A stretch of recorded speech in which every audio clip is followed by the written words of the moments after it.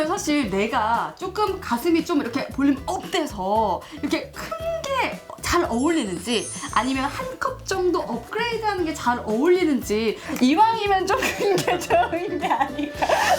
이게 얼굴 보면 아 이분은 이런 거 있으시나요? 아, 가슴 보면. 아. 자, 그러면 원장님의 시선을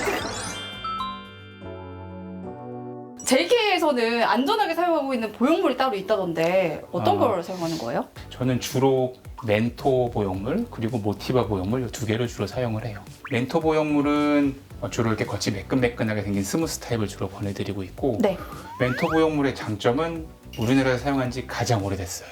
또 하나 이 모티바라는 보형물은 이 겉을 코팅하는 기술로 인해서 스스로 올 수 있는 부작용의 빈도를 조금 더 줄인 보형물이거든요. 멘토 보형물보다는 사용한 지 그냥 좀 짧긴 하지만 그래도 새로운 기술이 들어가 있기 때문에 더 안전한 그런 보형물. 그래서 이 두 가지 중에서 주로 권해드리고 있어요. 아, 그럼 요게 조금 안전하다고 하면 이게 조금 더 가격이 비싸겠네요. 눈치채셨군요. 아니 그럼요, 이 정도 눈치는 네, 조금 더 비싸다. 그러면 이 둘 중에 하나를 선택을 해서 가슴 성형 수술을 하는데 이런 이야기들이 있더라고요. 이렇게 보형물을 10년에 한 번씩 좀 교체를 해줘야 된다. 진실인가요? 반만 진실이라고 생각을 하시면 되시고, 오, 네. 문제가 없는 보형물은 교체를 하실 필요가 없는 게 원칙입니다. 문제는 그럼 언제 생기는 걸까요? 이 문제라는 거는 쉽게 얘기하면은 파열이 될 가능성이 있거든요. 이 보형물이라는 게 유통기한이 정해져 있어서 시간이 지나면은 교체를 해야 되는 그런 건 아니에요. 아무래도 몸 안에 들어가 있다 보니까 네. 보형물이 몸 안에서 오랫동안 있다 보면은 껍질의 일부가 약해지면서 안에 있는 내용물이 찔끔 그 약해진 부분으로 새어나오는 경우가 있거든요. 네. 그거를 저희가 파열이라고 해요. 아. 이 보형물이 어느 순간 무슨 물풍선 터지듯이 빵 터지는 그런 게 아니라 네. 굉장히 오랜 시간에 걸쳐서 서서히 생기는 그런 현상이기 때문에 보통은 파열이 돼도 잘 모르세요. 근데 이제 파열이 된 걸 아셨을 때는 교체를 하긴 해주셔야 되는데 예방적으로 교체를 하실 필요는 없습니다. 대신에 한 10년 정도 지나면은 네. 10년 전보다 좀 더 좋은 보형물이 나올 수는 있겠죠. 촉감 쪽에서 좋다거나 아니면 뭐 모양이 더 좋은 보형물이 나올 수도 있고, 그런 경우에는 수술하는 경우가 있을 수 있어요. 멀쩡한 경우에. 실리콘 보형물이라는 것 자체가 우리나라에 소개된 지 한 15년 안팎이기 때문에 식염수백으로 수술하신 분들이 아무 문제가 없는데도 실리콘으로 교체를 원하시는 분들도 계세요. 그래서 그런 경우에는 식염수 대비 실리콘 보형물의 장점이 있기 때문에 저도 교체를 권해드립니다. 그러면 파열되지 않으면 그냥 영구적으로 내 가슴으로 평생 살아가는 거잖아요. 그렇죠. 근데 파열이 되지 않기 위해서 좀 예방해야 되는 방법들이 있다면? 뭐 조심하면은 좋겠지만 어떻게 조심하면서 평생 살겠어요. 네. 그래서 파열을 조심하시기 위해서 굳이 내가 하지 말아야 될 거는 그냥 없다고 생각을 하시면 되시고, 원래 여성분들 같은 경우에는 30대 정도 되시면 그때부터 유방암 검진 같은 걸 하시잖아요. 네. 유방암 검진할 때 초음파로 보면 유방뿐만 아니라 안쪽에는 보형물들 상태가 보이거든요. 그래서 그럴 때 이제 유방암 검진 하거나 이럴 때 보형물 상태를 보고 문제가 있으면 그때 병원에 연락 주시면 필요하면 교체를 한다든가 그렇게 진행하시면 됩니다. 그러면 그냥 마음 놓고 편안하게 일상을 살아가야겠네요. 그쵸. 네. 우리 JK 성형외과는요, 외국인 분들이 정말 많이 오시잖아요. 네. 뭐 의료관광으로도 오시고 진짜 글로벌한 병원이다라고 소문이 자자한데 그분들이 오셔서 가슴 성형 수술을 하시고 비행기를 타는 거 괜찮나요?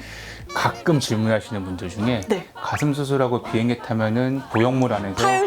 공기방울 생기지 않냐고 물어보시는 분들이 네네. 실제로 있어요. 네. 없던 공기가 생길 수는 없잖아요. 얘는 공기가 들어있지 않기 때문에 네. 아무리 기압차가 있다 해도 그런 일이 생기진 않고요. 그런 기압차 때문에 보형물에 문제가 될 정도면은 사실은 허가가 안 됐겠죠. 그래서 그런 건 전혀 문제가 없고, 저희 병원 같은 경우에는 한 일주일 정도 체류 기간을 가지고 수술을 하기를 권해드리는 편이고, 아주 마이너한 문제들이 생기는 경우에는 일주일 안에 생기는 경우가 많고, 그런 걸 해결하는데도 한 일주일 아니면 해결이 되기 때문에 한 그 정도만 생각하시면 됩니다.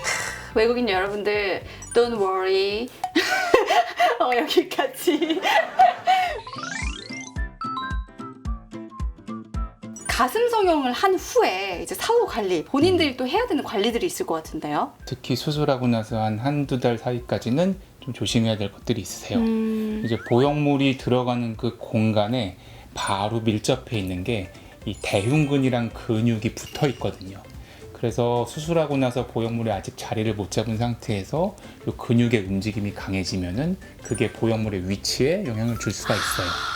그러면 그렇게 운동했을 때 보형물이 올라가서 짝짝이 가슴 될 수 있는 거예요? 보형물의 위치가 좀 변할 수도 있죠. 그래서 자리가 잡힐 때까지는 좀 조심을 해주시는 게 좋으세요. 절대 하면 안 될 것 같아요. 운동을 열심히 편안하게, 하셔서. 편안하게. 하지만 네. 한 달 정도 지나면 어느 정도 자리가 잡기 때문에 그때부터는 저희가 수술 후에 보형물이 움직이지 않도록 보정브라라는 걸 보통 입는데 그 보정브라를 입은 상태로 그냥 가벼운 운동을 시작해 주시면 됩니다. 보정브라도 여기서 지원이 되는 건가요? 하셔야죠. 서비스로 주시면 안 돼요? 안 됩니다. 안 돼요? 안 된답니다. 이거 내고 좀 해보려고 그랬는데 유튜브 보고 왔는데 그 권순호 원장님 네. 보정브라 하나만 주세요. 저기 사서 쓰세요. 이렇게 칼 같으세요. 여러분 정말 정직하시죠?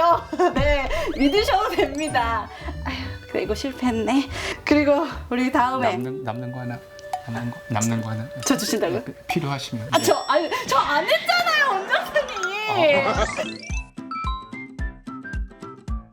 앞으로 여름을 맞이해서 더욱더 가슴 성형에 많은 관심을 가질 여성분들께 수술 전에 좀 당부하고 싶은 이야기가 있으시다면 어떤 게 있을까요? 가슴 수술 같은 경우에는 이제 어떻게 보면은 가장 큰 보형물을 몸에 넣는 수술이기 때문에 네. 내가 원하는 거대로 수술이 불가능할 수가 있어요. 현재 내 가슴 상태에 맞는 보형물이 뭐고 또 가슴 상태에 맞는 수술 방법이 뭔지를 수술 전에 충분히 의사랑 상의를 해서 결정을 하셔야지 좋은 결과를 얻고 또 만족할 만한 결과를 얻을 수 있습니다. 그게 제일 중요한 것 같아요. 그렇다면 우리 환자분들이 수술하기 전에 좋은 병원과 또 좋은 의료진을 선택하는 팁이 있다면? 우선 성형외과 전문의, 네. 경험 많은 의사, 전가요? JK 성형외과. 네, 다른 팁이 뭐 있겠습니까? 그렇습니다. 우리 오늘 또 JK 성형외과 가슴 성형에 대한 이야기를 나눠봤습니다. 앞으로 또 궁금한 점들이 있으면 댓글로 남겨주시면 저희가 그런 이야기들 계속 들려드리도록 하겠습니다.